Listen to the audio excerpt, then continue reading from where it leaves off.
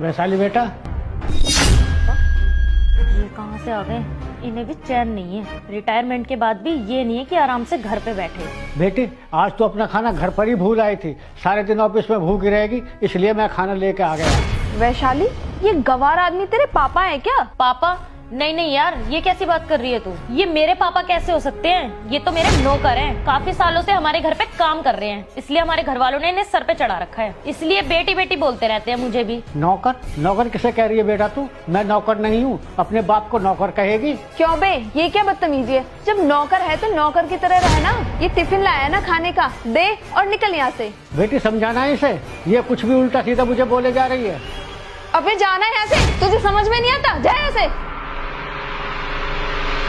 अरे सर, आप अरे राहुल सर, पहचाना आपने मुझे? मैं आपका स्टूडेंट राहुल राणा। वो क्या है ना बेटा, जिंदगी भर मास्टरी करी है, हजारों बच्चों को पढ़ाया है, तो एकदम से पहचान नहीं पाता, याद नहीं रहता। सर आप इन्हें जानते हो क्या? हाँ, यही तो मेरे टीचर हैं जिन्होंने पढ़ा लिखा कर मुझे जीवन में इतना आगे बढ़ाया है। आज मैं इस कंपनी का मालिक हूँ तो सिर्फ इन्हीं की वजह से।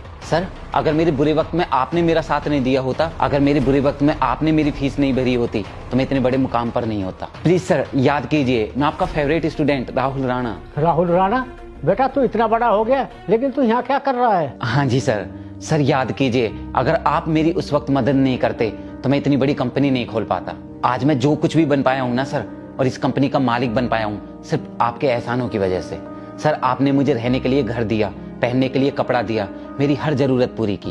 और जब मैं सफल हुआ तो आप मेरे जीवन में से पता नहीं कहाँ चले गए। मैंने आपको बहुत ढूंढने की कोशिश की, पर आप मुझे कहीं नहीं मिले, और आज मिले हो तो मुझे इस हालत में।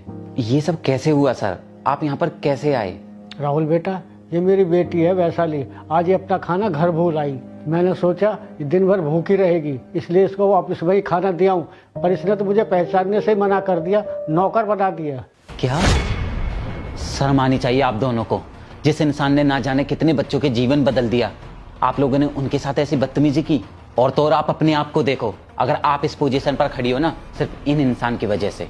आपने अपने पिता को ही पहचानने से मना कर दिया, यहाँ तक कि इन्हें नौकर बना दिया। छी, शेम ऑन यू। जीवन में हमें कभी भी अपने माँ बाप की डिसरिस्पेक्ट नहीं करनी चाहिए, और अगर आप ऐसा करते हो तो आप इंसान कहलाने के लायक ही नहीं हो। जाने दो राहुल बेटा, अब बच्चे बड़े हो गए, समझदार हो गए हैं। हम ठहरे बुजुर्ग रिटायर लोग, अब इन्हें हमारी क्या परवाह है। हम तो पके हुए फल की तरह है, पता नहीं कब टूट के गिर जाए। पिताजी मुझे माफ कर दीजिए, मुझसे बहुत बड़ी गलती हो गई। ना जाने मैंने आपसे कितना उल्टा सीधा बोल दिया, मुझे माफ कर दो प्लीज। नहीं वैशाली बेटा, तेरी कोई गलती नहीं है, मेरी परवरिश में कहीं कोई कमी रह गई थी।